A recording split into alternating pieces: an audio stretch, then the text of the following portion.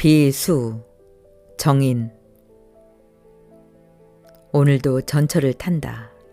전철을 탈 때마다 나는 앞으로 닥칠 일에 대한 기대감으로 마음이 설렌다. 흥분하는 것은 금물이다.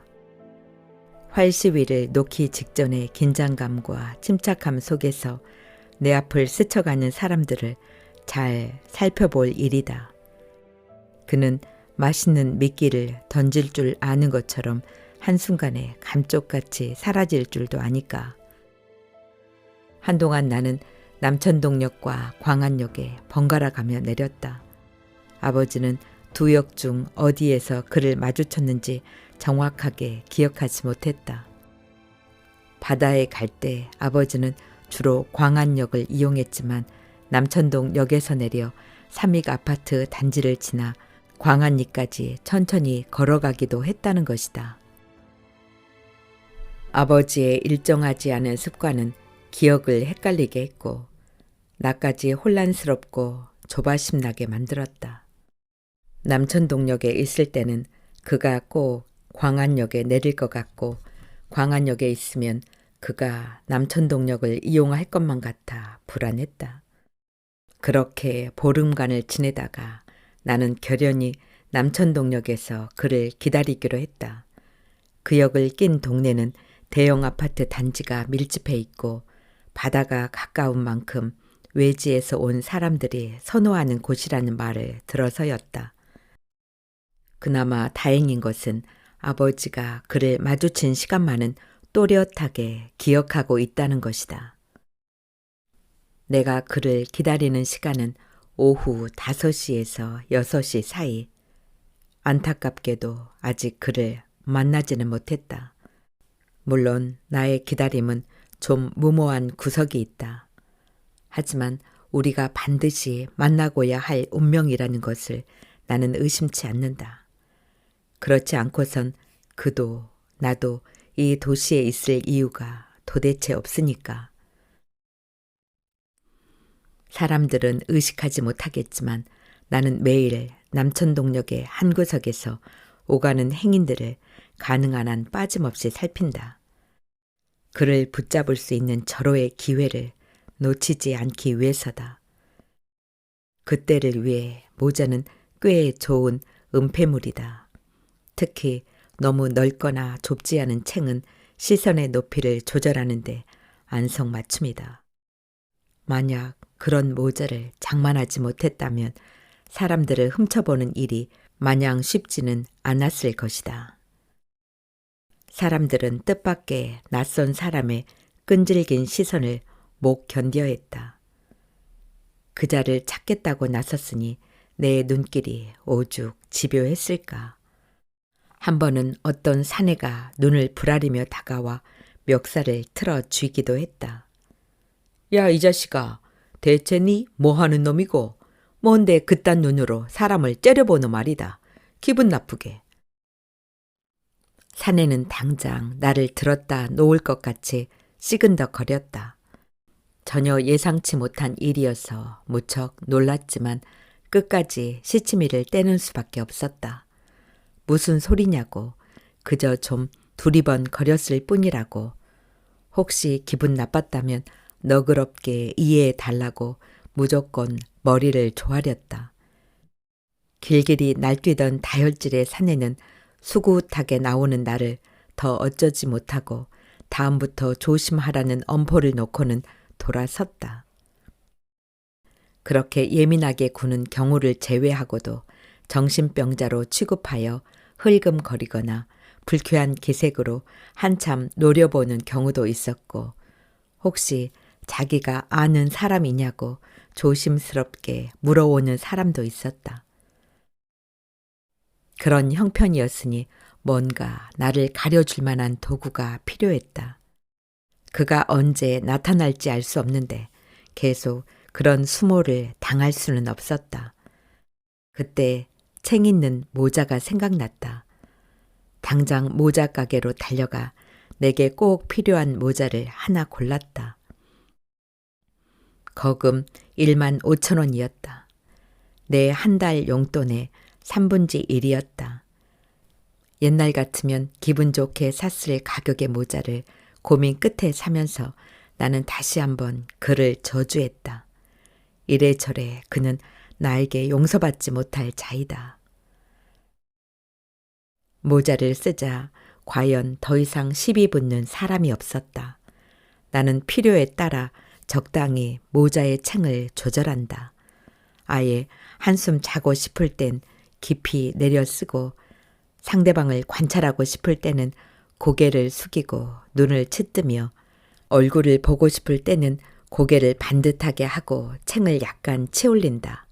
그러면 어떤 사람의 얼굴이든 원하는 만큼 충분히 잘 살펴볼 수가 있다. 지금도 나는 모자 속에 숨어 맞은편에 앉은 승객들을 살펴보는 중이다. 맞은편에 앉은 중년의 여자는 무릎 사이가 차츰 버름해지고 있다. 모르긴 해도 입을 해에 벌린 채 졸고 있으리라. 방심한 채 벌어진 무릎은 여자가 쉰을 넘나드는 삶이 권태로운 부류임을 의미한다. 그 나이에도 생에 대한 긴장감을 가진 여자들은 무릎을 함부로 방치하지 않는다. 요컨대 스커트 밖으로 드러난 무릎은 나이든 여자들에게는 자존심과 통하는 신체의 부유인 것이다. 물론 고단한 삶을 견디느라 집채만한 피로를 지고 다니는 사람들은 예외다. 여자의 곁에는 주름투성이에 구지레한 바지를 입은 40대 중반의 사내가 초조한 기색으로 앉아있다.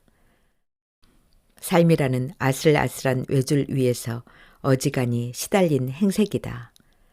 쉴 새 없이 두 발을 까딱거리는 것은 심한 정서 불안에 의한 틱 현상일 것이다. 어쩌면 사내는 살아오는 동안 명계처럼 도탑게 누적된 갖은 시름을 발끝으로 털어내고 그 힘으로 살아가는 것인지도 모른다.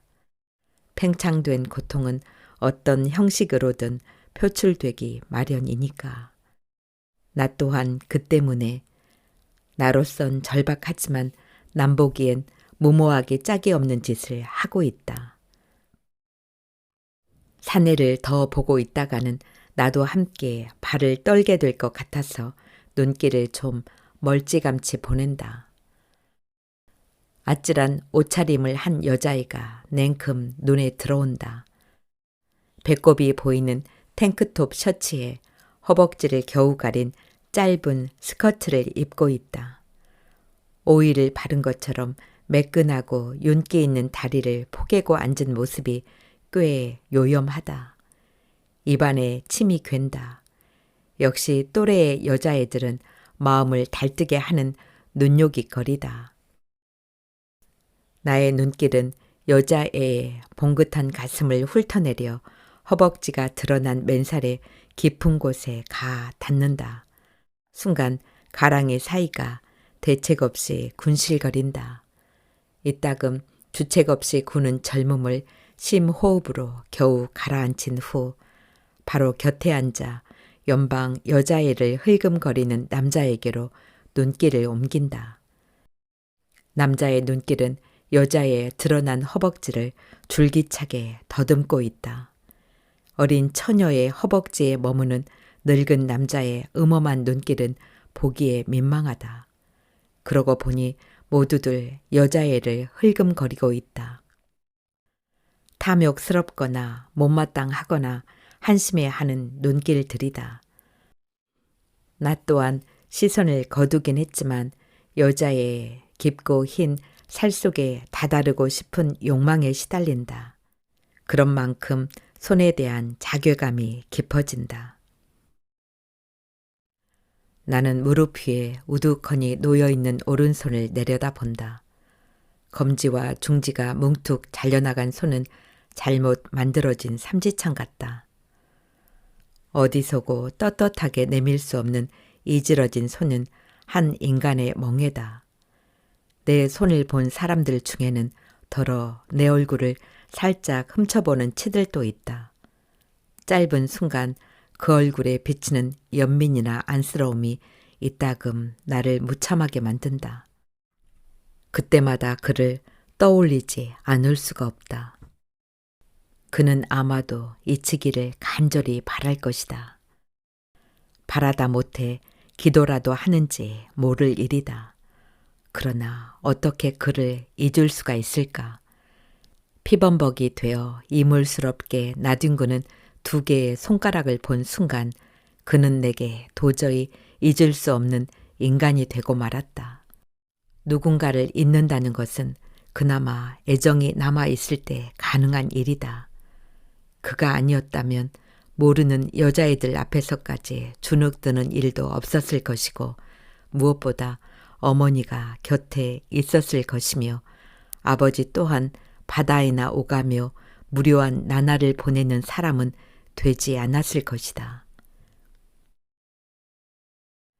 이래저래 결코 잊을 수 없는 그를 찾아 나서게 된 것은 1달 전쯤 아버지에 의해서다. 그날도 아버지는 바다에 갔다가 모래와 갯내를 잔뜩 묻혀 돌아왔다. 아버지가 굼뜬 동작으로 운동화를 벗는 동안 고양이 낯짝만한 실내는 아버지가 묻혀온 흔적으로 파도라도 들이칠 듯했다. 비릿하면서도 싱그러운 바다 내음은 맡을 때마다 남루한 일상에 청량제 구실을 했다. 나는 아르바이트를 하러 가기 위해 옷을 갈아입다가 아버지의 등 뒤에 서서 코를 킁킁거렸다. 아버지는 신발을 벗다 말고 뜨악하게 나를 돌아보았다. 그 얼굴이 어째 전 같지 않았다. 안음살이 빠져 홀쭉해진 뺨 한쪽이 불그레하게 부어있고 코 밑에는 아무래도 핏자국인 듯한 얼룩이 희미하게 남아있었다. 얼굴이 왜 그래요? 나는 놀라서 아버지의 어깨를 잡아당겼다. 그러나 아버지는 잠자코 양말을 벗어 장단지에 대고 탁탁 두들길 뿐 말이 없었다. 아버지의 다리에서 모래먼지가 뽀얗게 피어올랐다. 나는 왠지 알 수 없는 조급증을 느끼며 아버지의 어깨를 재차 흔들었다. 왜 이러냐니까요? 그놈이 그랬어. 남의 얘기하듯 무덤덤한 대답이었다. 나는 잠시 멍해졌다. 그럼 그새 2번씩이나 그자를 보았다는 아버지의 말이 사실이었단 말인가. 진작 아버지의 말을 믿지 않은 것이 미안하고 원통했다. 그러나 갈수록 어리뜩하게 구는 아버지의 말을 고지곧대로 믿을 수가 없었다. 누군가가 미국의 어느 도시에서 그를 봤다면 차라리 믿었을 것이다. 그곳은 그가 자주 드나들고 살기도 했던 곳이니까. 그런데 우리 부자가 병든 짐승처럼 엎드려 있는 이 도시에 그가 나타나다니 어떻게 믿을 수가 있단 말인가. 도대체 그가 왜 이 도시에 있단 말인가. 하긴 우리가 이 도시에 온 것도 예상치 못한 일이긴 했다. 자신이 태어난 곳임에도 아버지는 한사코 이곳으로 오지 않으려 했다. 어눌한 말투로 몇 번이나 그러고 싶지 않다고 되뇌던 우울한 음성이 지금도 귓전에 생생하다. 그때 나는 대책을 두고도 딴전을 피우는 아버지가 한심하기도 했고 고모가 빌려주겠다는 작은 아파트마저 놓치게 될까봐 마음을 졸였다. 물론 지금은 아버지의 심정을 어느 정도 이해한다. 남자에게 고향이란 언제나 의기양양하게 돌아오고 싶은 장소인 것이다. 어쨌거나 아버지의 말은 사실인 것 같았다. 나는 마른 침을 삼키며 아버지 앞으로 바싹 다가앉았다. 어디서요? 근데 그 자식이 왜 아버지를 패요? 어떻게 된 건지 빨리 얘기해 보세요. 어서요. 아버지는 족대기는 나를 피해 슬금슬금 구석으로 가 눕기부터 했다. 팔다리를 잔뜩 오그려 붙이고 옆으로 돌아놓은 아버지는 두어 번 더 재촉을 받은 후에야 겨우 입을 열었다. 지하철 계단에서 올라오는 놈과 딱 마주쳤어. 나는 알아봤는데 놈은 날 못 알아보더구나. 내 몰골이 그렇게 형편없이 됐니? 아는 척하는 나를 멀뚱하게 쳐다보는 놈을 붙들고 나 김상중이라고 했지. 그랬더니 녀석이 눈을 둥그렇게 뜨고는 한참 들여다보더니 냅다 갈기고는 내뺐어. 꽁지가 빠지게 내빼는 놈을 보니 우습더구나. 죄를 지어도 많이 지었다는 걸 저도 아는 게야. 어느 역에서요? 나의 다급한 질문에 고개를 내젓는 아버지는 그새 배반과 수모의 기억을 많이 잊어버린 듯 했다. 어쩌면 잊기로 작정한 것인지도 알 수 없었다. 지난 일을 생각할 때마다 자책에 시달렸던 아버지로선 차라리 있는 게 사는 길이었을 것이다. 그렇다고 그와 마주친 순간 옛 생각이 나지 않았을까. 잊자고 했지만 그때만큼은 모든 게 명료하게 떠올랐을 것이다. 그런데도 우스웠다고? 참으로 아버지다운 말이었다. 나는 치미는 우라를 어금니로 가만히 짓씹었다. 불이 나게 도망치는 그를 보고도 따라잡지도 못하고 허둥거렸을 아버지가 눈에 선했다. 병든 고목이나 다름없는 아버지가 따라잡기에는 정말 빠른 걸음이었을 것이다. 그의 걸음은 어쩐지 그리마를 연상시켰다. 사람의 눈에 띄는 즉시 어둡고 습한 곳으로 미끄러지듯 숨어버리는 다리를 30개나 가진 절지 동물. 소름 끼치는 날쌔미에 비유되던 그의 첫인상을 처음엔 납득하지 못했다. 그것이 그의 실체인 줄 진작 알았다면 지금같이 되지는 않았을까. 아마 아닐 것이다. 마지막 순간에도 아버지는 그에 대한 애정과 신뢰를 접지 않았고 결국 파국에 이르렀다. 아버지를 보면 성격이 운명이란 말에 어쩔 수 없이 고개를 끄덕이게 된다.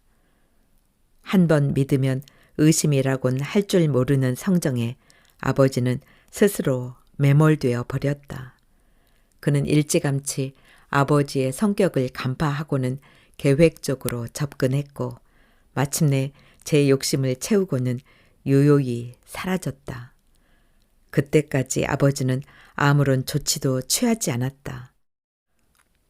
모든 것을 다 잃은 후에야 그를 올가매려 발버둥 쳤지만 허사였다. 법은 무지한 피해자보다 그것을 이용할 줄 아는 악한 자에게 오히려 유용한 보호 장치이기도 했다. 그런 놈을 다시 만나게 된 운명이라니. 그에겐 공칙스럽기 짝이 없고 나로선 뜻밖의 기회였다. 나는 알 수 없는 운명의 힘에 회심의 미소를 지었다. 그런데 아버지는 그를 잡으려고 애를 쓰기나 했을까. 아버지가 내 의구심에 대꾸하듯 혼자 구두덜거렸다. 녀석은 여전히 빠르더구나. 하긴 나 같은. 아버지의 말은 더 이어지지 않았다. 아버지는 금세 까무르기 잠에 빠져들었다. 수척한 얼굴이 더없이 고요했다. 그 위로 빙글거리는 그의 얼굴이 또렷이 겹쳐졌다. 나는 입술을 깨물고 아버지를 굽어보았다. 더 말하지 않아도 아버지가 하고 싶은 말이 무엇인지 알고 있었다. 한 가정의 가장이 되어서 그처럼 무기력하게 대처한 자신을 아버지는 못 견뎌했다. 코를 골며 깊은 잠에 빠져 있다가도 느닷없이 허공을 향해 두 손을 허우적거리며 무언가를 잡으려 필사적으로 버둥거리고는 했다.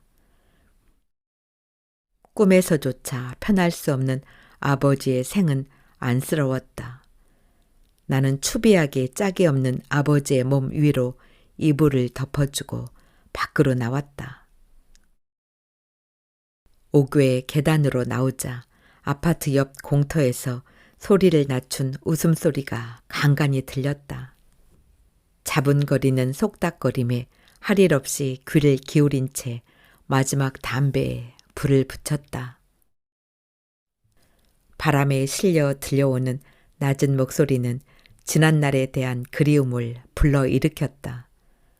아버지, 어머니와 함께 근심 없이 행복했던 날들. 지금은 연락조차 끊어져 버린 고교 동기들과의 짓궂은 추억.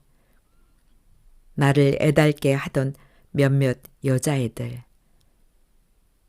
지금도 꿈속에 찾아와 나를 안타깝게 하는 시간들은 돌아갈 수 없어서 더욱 그리웠다. 나는 여전히 그때를 생각하며 목이 메고 그때마다 그를 떠올렸다. 나는 이 도시 어디에선가 숨죽이고 있을 그를 향해 불씨가 남아있는 담배 꽁초를 힘껏 내던졌다.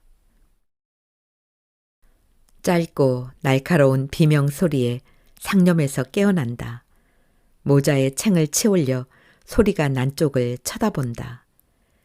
미니 스커트에 여자아이가 시근덕거리며 남자를 노려보고 있다.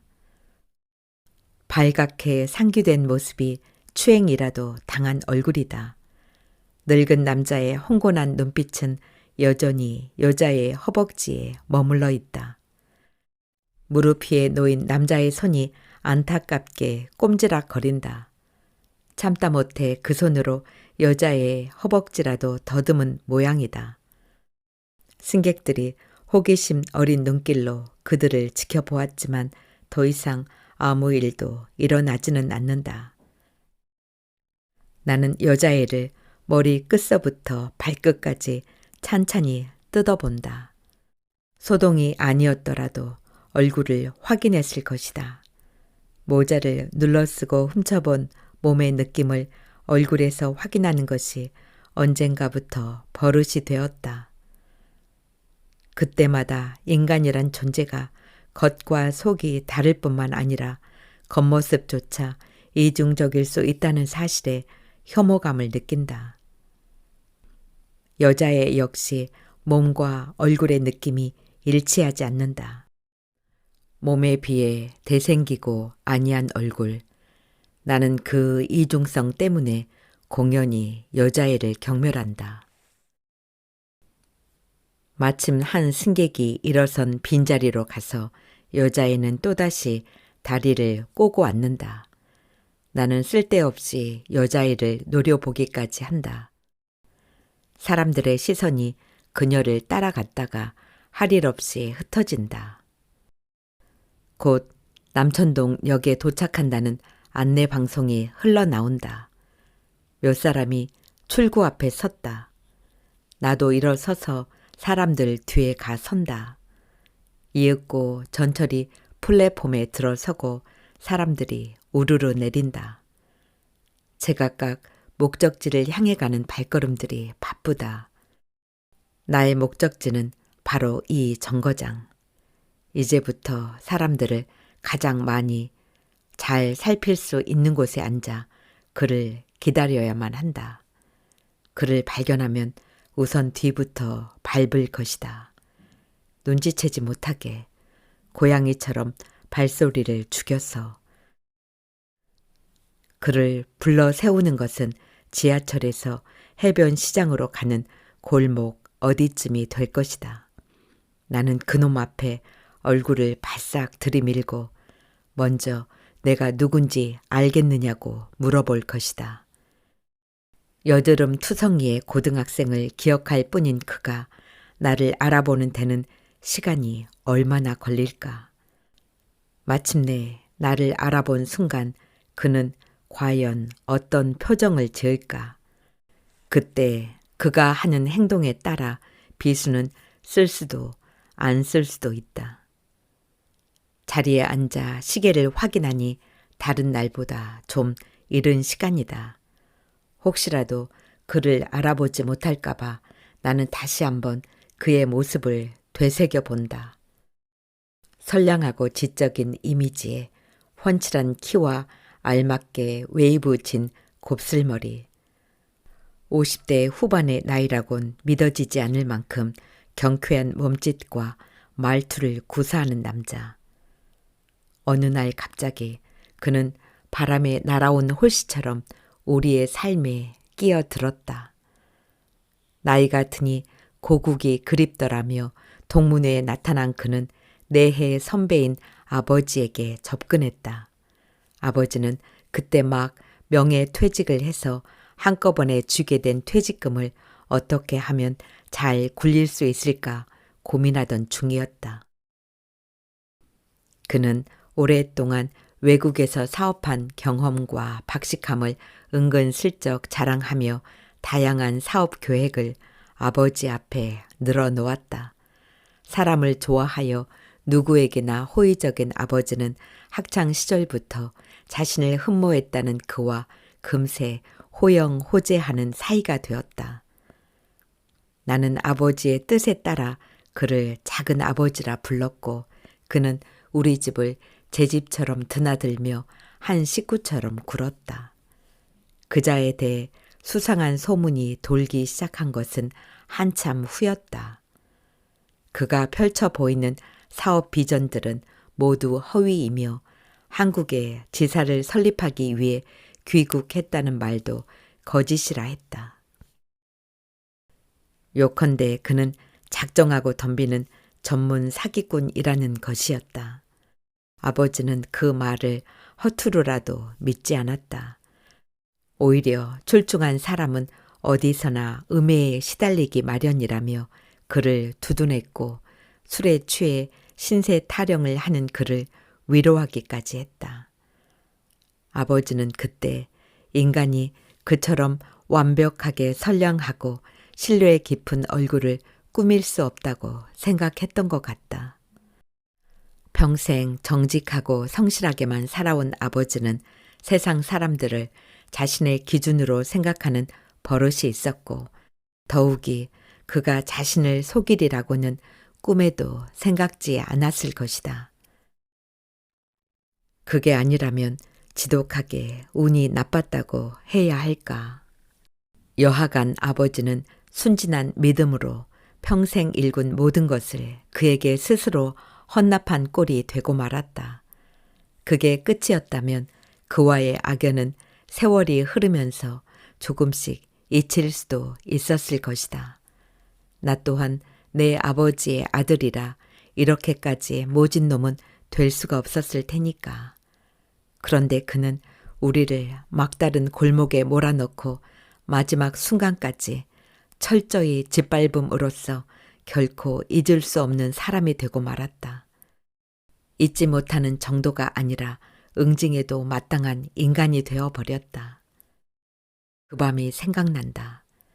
시간 따라 흘러간 많은 기억들 속에서도 그 밤은 여전히 불을 밝힌 채 나를 몸서리치게 만든다. 바람이 연방 창문을 흔들고 진눈깨비가 싸그락거리며 유리창에 들러붙는 밤이었다. 내가 야간 자습을 마치고 돌아왔을 때 아버지는 절벽 끝에 선 듯 질린 얼굴로 마루를 서성이고 있었다. 아버지는 내가 들어서는 것도 알지 못했다. 나는 왠지 알 수 없는 불길함에 휩싸이며 나는 조그맣게 인기척을 냈다. 아버지는 놀라서 날 휘딱 돌아보더니 무너지듯 소파에 주저앉았다. 그러고는 두서도 없이 마구 주절거리기 시작했다. 아버지를 유혹했던 사업 구상이 소문대로 허구였다는 것. 이제 우리가 가진 모든 것은 그의 것이며 되찾기 위한 아무런 방법도 없다는 것. 그렇게 된 것은 모두 자신의 불찰이며 이미 때가 늦었다는 등의 말이었다. 나는 어리둥절한 채 어머니는 어디에 갔느냐고 물었다. 아버지는 멍한 눈길로 그에게 갔다고 했다. 집만이라도 남겨달라는 부탁을 하기 위해서라고 했다. 그때까지 세상 물정을 알지 못했던 나는 놀라긴 했지만 아버지의 절망이 과장된 것일 거라 생각했다. 그가 우리에게 그럴 수는 없다는 막연한 믿음을 차마 버릴 수가 없었다. 어머니가 곧 좋은 소식을 가져올 것도 같았다. 악몽 같은 소식은 오직 어둠 때문이고 날이 밝으면 뭔가 다른 방도가 생길 것 같았다. 나는 아버지께 용기를 내라는 말도 하고 내가 있지 않느냐고 짐짓 큰 소리를 치기도 했다. 어머니는 좀처럼 돌아오지 않았다. 창문을 흔드는 바람 소리는 점점 더 거세졌다. 아버지는 불안과 기대가 뒤섞인 얼굴로 초조하게 시계를 곁눈질했다. 그 눈길 속에는 썩은 동아줄이라도 잡고 싶은 간절함이 배어 있었다. 나도 서서히 초조해지기 시작했다. 그러다가 한순간 눈꺼풀을 내리덮는 잠을 이겨내지 못하고 깜빡 잠이 들었다. 그 짧은 동안에 시커먼 물이 쉬지 않고 꾸역꾸역 집안으로 흘러드는 꿈을 꾸었다. 물속에는 죽은 쥐가 둥둥 떠다니고 돌아가신 할머니의 얼굴도 비쳤다. 나는 이를 악문 채 물을 퍼냈다. 꿈인데도 물에 잠기면 끝장이라는 생각이 쉴 새 없이 나를 몰아붙였다. 그렇게 퍼냈는데도 발목에 찰랑거리던 검은 물은 종아리를 담그고 가슴을 지나 목까지 들이찼다. 나는 점점 물속에 깊이 잠기며 필사적으로 버둥거리다가 간신히 눈을 떴다. 어디선가 샌드백을 두들기는 듯한 소리가 희미하게 들려왔다. 나는 혼몽한 의식 속에서 소리가 나는 쪽으로 고개를 돌렸다.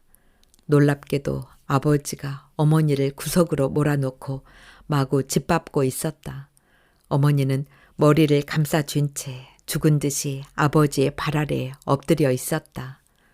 아버지, 왜 이러세요? 나는 일어나 아버지의 팔을 힘껏 잡아당겼다. 어머니가 피에 얼룩진 얼굴로 나를 쳐다보았지만 얼른 고개를 돌려버렸다. 나는 그 황황한 눈길 속에서 어머니가 빈손으로 돌아왔다는 것을 알았고 앞으로 겪어야 할 고통의 무게를 느꼈다. 으스스한 두려움이 등짝을 휘감았다. 나는 진저리 치며 아직도 어머니를 노려보고 있는 아버지를 거칠게 껴안았다. 이미 기운이 빠진 아버지는 완강한 내 팔 안에서 몸을 뒤틀며 쉰소리를 내뱉었다. 우린 완전히 끝장이야. 도저히 당신을 볼 수가 없어. 차라리 몰랐다면 괜찮았겠지. 왜 말을 해? 왜? 당신이나 나나 너무 어리석었어.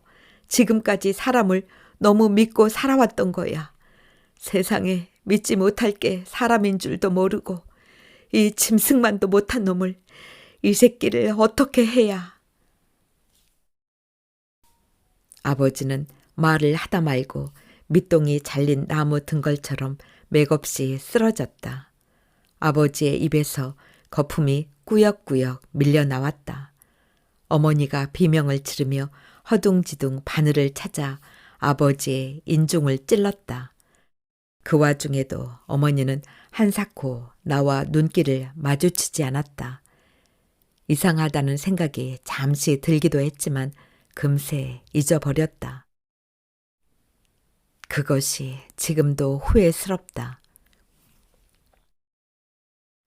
두어 시간 후 병원에서 깨어난 아버지는 다른 사람이 되어 있었다.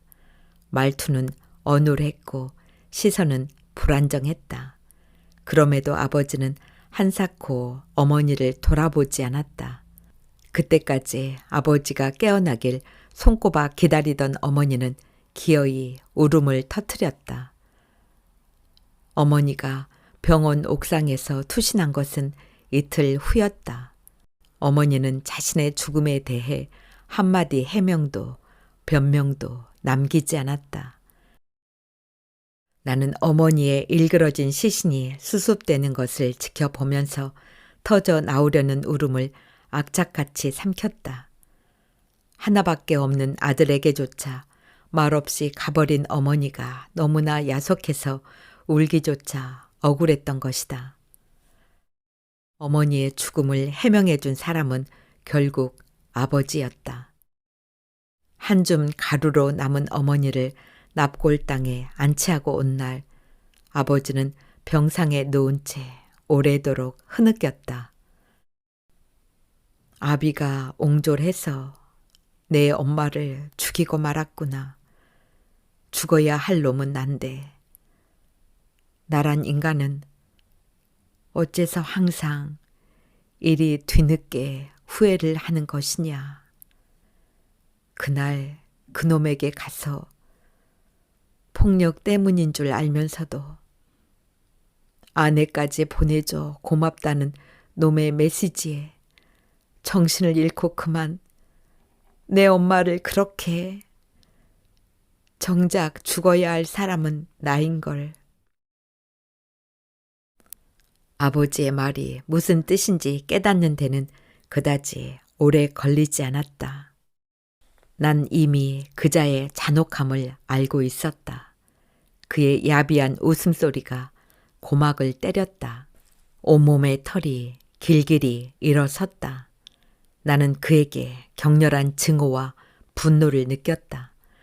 도대체 인간이 얼마나 패덕해질 수 있는 것인지, 타인의 고통을 벗삼는 인간이 어떻게 잘 살아갈 수가 있는 것인지, 그런 인간이 존재하는 세상이 왜 이리도 태연히 굴러가고 있는 것인지, 어째서 그런 인간은 살아있고 내 어머니는 죽어야만 한 것인지.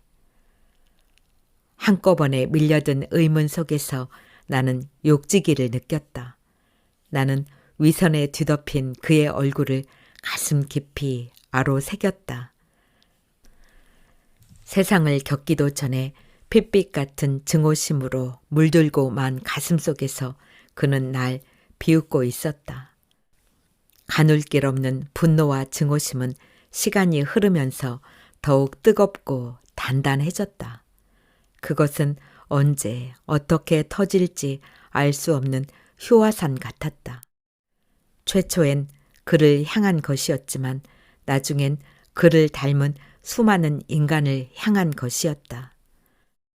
나는 졸업하자마자 안정적인 일거리부터 찾아야 했다.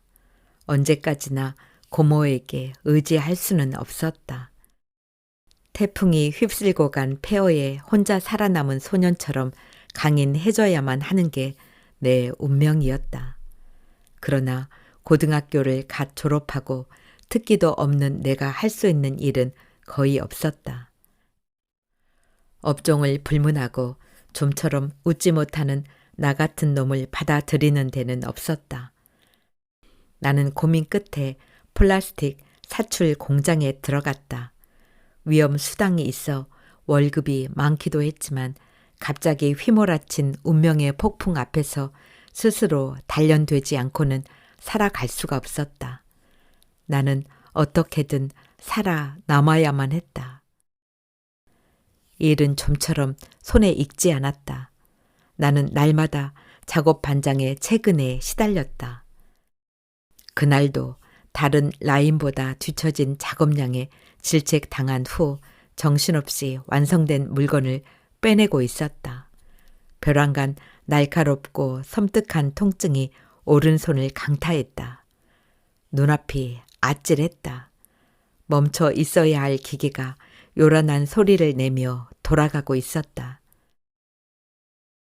사람들의 비명 소리와 함께 윙윙대며 돌아가던 기계가 가까스로 멈추었다. 그때 나는 보았다. 흥건한 피 속에서 바르르 떨고 있는 두 개의 내 손가락을.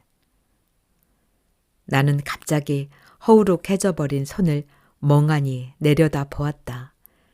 피범벅이 된 손은 내장에 터진 동물의 시체만큼이나 끔찍했다. 비어있는 손가락 사이에서 그의 얼굴이 빙글거리며 나타났다. 순간 가슴 속에서 비죽 고개를 내밀고 있던 칼 하나가 벼랑간 나를 뚫고 솟구쳐 올랐다. 으하! 나는 미친 듯이 비명을 질렀다.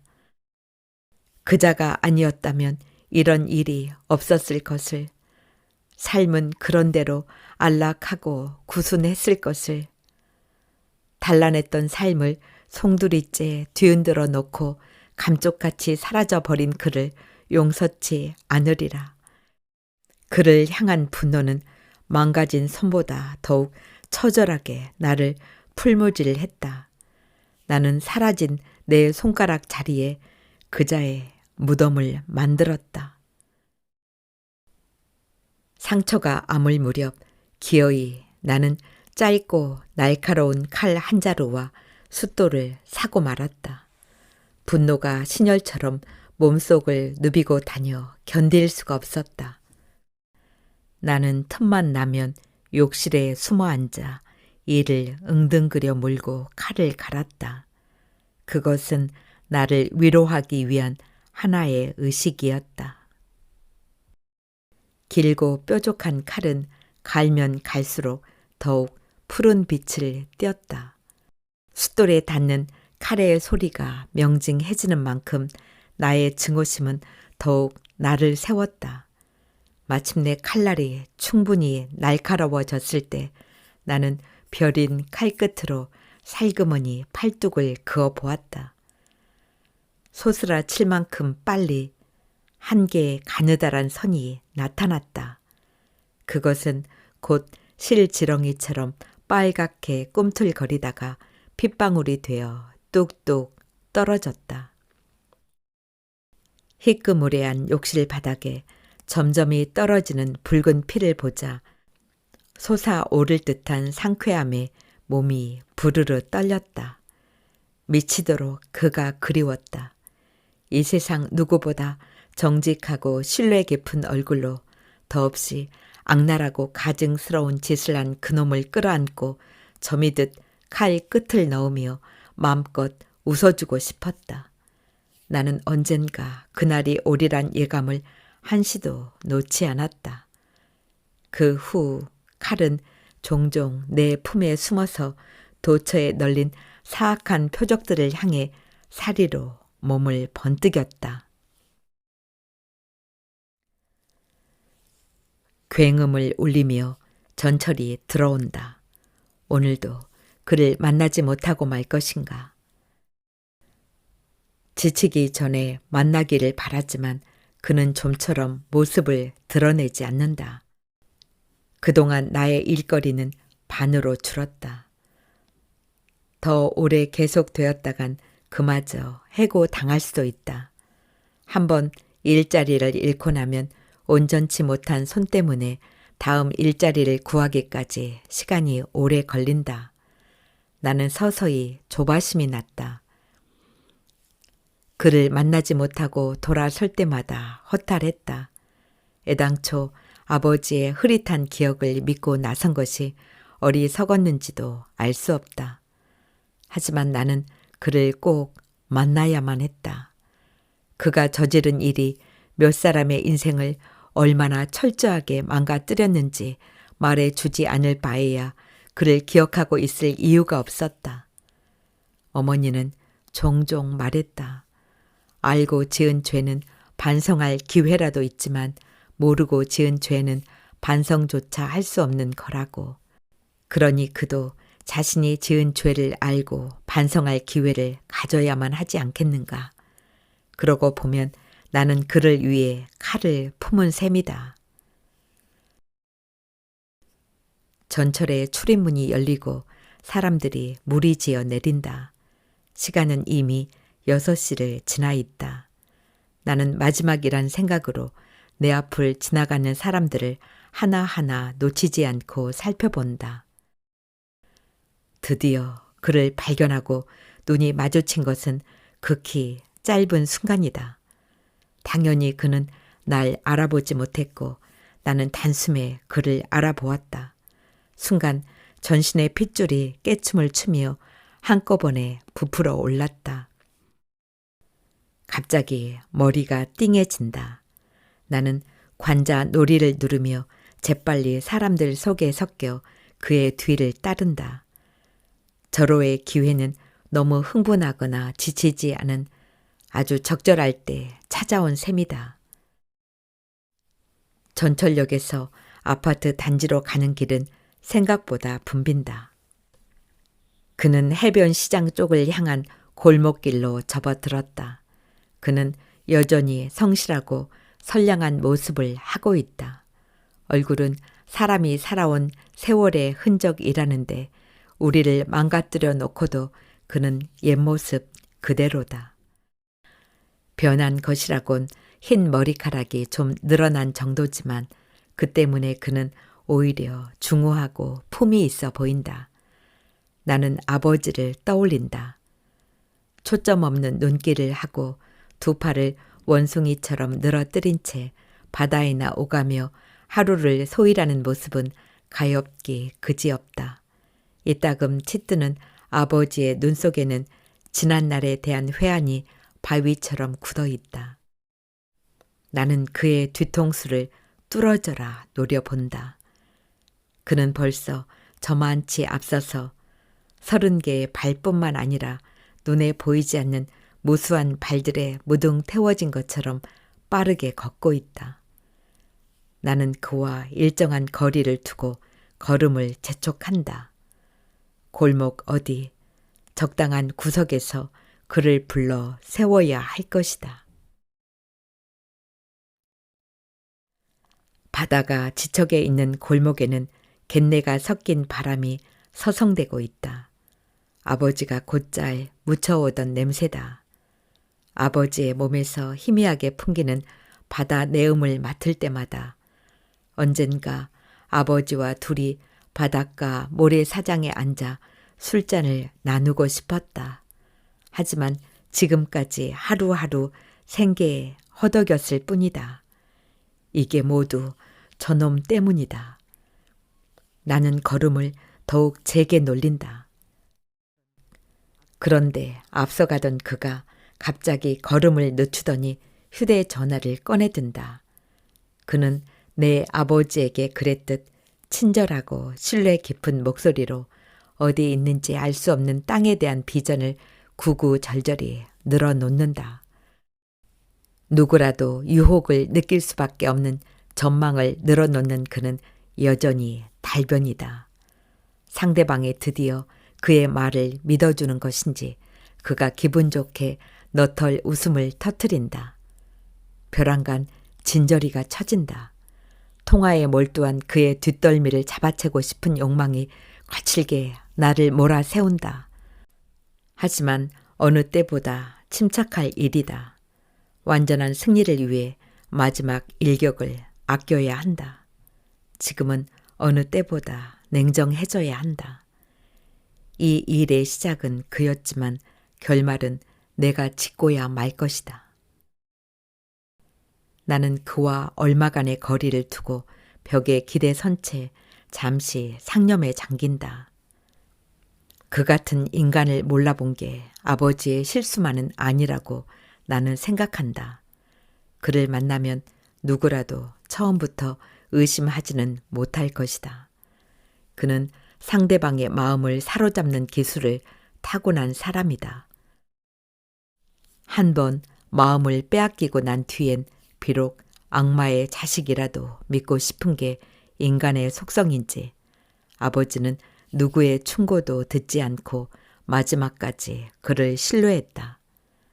아버지가 스스로를 용서하지 못하는 것은 바로 그것이다. 너 누구야? 누군데 남의 뒤를 밟고 있어? 그가 느닷없이 내 앞을 가로막으며 낚아채다시피 멱살을 틀어쥔다. 잠깐의 방심으로 멱살을 잡혀버린 나는 그의 손목을 필사적으로 움켜쥐며 눈을 치뜬다. 이거 놔요. 놓고 얘기해요. 그가 더욱 억세게 멱살을 움켜쥐며 내 모자를 벗긴다. 의심에 찬 눈빛이 잠시 흔들리는가 싶더니 그가 나를 밀치고 두어 걸음 뒤로 물러선다. 예상보다 빨리 그는 나를 알아보았다. 나는 그 앞에 의기양양하게 얼굴을 들이밀며 한껏 경멸에 찬 표정을 짓는다. 여기서 만나다니 뜻밖이지요? 김상중 씨를 아시죠? 그 아내 조희선과 아들 김정서도요.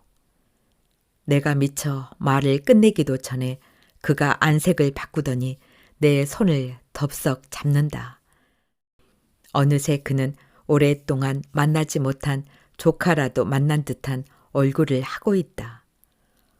알다마다 그래 정서구나. 정서가 이렇게 훌륭한 청년이 되었어? 내가 알아볼 수 없을 정도로 말이야. 근데 왜 그렇게 따라오기만 했어? 진작 아는 척 좀 하지. 하하하. 오랜만에 만났으니 어떻게 금방 나를 알아보겠나? 더군다나 여기서 말이야. 그래, 아버진 안녕하신가? 그동안에 내 증오가 터무니없이 여겨질 정도로 친근한 말투다. 나는 전신에 개미떼가 스멀스멀 기는 것 같은 군시러움에 진저리 치며 거칠게 그의 손을 뿌리친다. 당연히 안녕하지 못하지요. 어떻게 안녕하길 바라겠습니까? 왜 그런지 잘 아실 텐데요.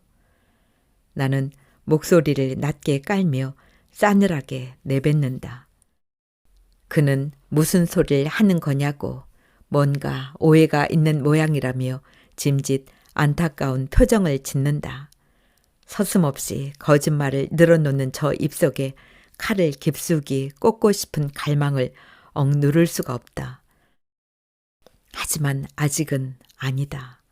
나는 입안에 괴는 쓴 침을 그의 발밑에 찍 내뱉으며 입술을 비틀어 웃는다. 그 후에 제 어머닌 돌아가셨습니다. 스스로 목숨을 끊으셨지요. 무슨 소리야 그게? 어쩌다가 그런 일이. 난 형님이 그렇게까지 된 줄 몰랐구만. 전화번호를 하나 가르쳐 주게. 언제 한번 찾아봐야겠구만. 오늘은 내가 좀 바빠서 이만 헤어지고 다음에 우리 다 같이 한번 만나자고. 말은 더없이 다정하지만 그는 벌써 어디로 도망갈 것인지 궁리하는 기색이 역력하다. 여기서 헤어지면 다시는 그를 만나지 못할 수도 있다. 그물에 잡힌 고기를 여기서 놓칠 수는 없다. 어떻게 하면 배고픈 숫사자처럼 단번에 그의 뒷덜미를 낚아챌 것인가. 나는 오직 그 생각뿐이다. 이런 날이 이처럼 빨리 오리라고 생각하지 않았다. 정말 감격스러운 순간이다. 그러지요. 나는 볼펜을 찾는 척하며 가슴속 깊이 손을 찔러 넣는다. 우리가 흘린 눈물만큼 그의 피를 보고 싶은 갈망이 신열처럼 끓어오른다. 그런데 이게 웬일인가? 주머니 속을 아무리 뒤집어도 칼이 없다. 나는 억눌린 신음을 삼키며 그를 쳐다본다. 순간 그가 내 손목을 후려치더니 손살같이 몸을 날려 큰 길 쪽으로 내달린다. 잠시 멈칫했지만 나도 재빨리 그를 쫓아 달린다. 사람들이 놀라서 옆으로 비켜서고 차들이 급정거를 하며 미친 듯 경적을 울려댄다. 달리는 차들 사이를 잽싸게 빠져나간 그는 광안대교 쪽으로 방향을 잡는다. 그는 푸르스름한 방명 속을 필사적으로 달린다. 바람에 펄럭거리는 양복 윗도리가 박쥐의 검은 날갯짓 같다. 나는 죽을 힘을 다해 그를 쫓는다.